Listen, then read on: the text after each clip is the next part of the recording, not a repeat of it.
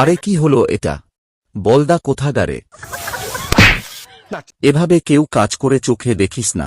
Sorry, টুপির জন্য দেখতে পাইনি। তোকে আর দেখতে হবে না, যা। এই আমি চালাচ্ছি। পারবি তো? পারবো।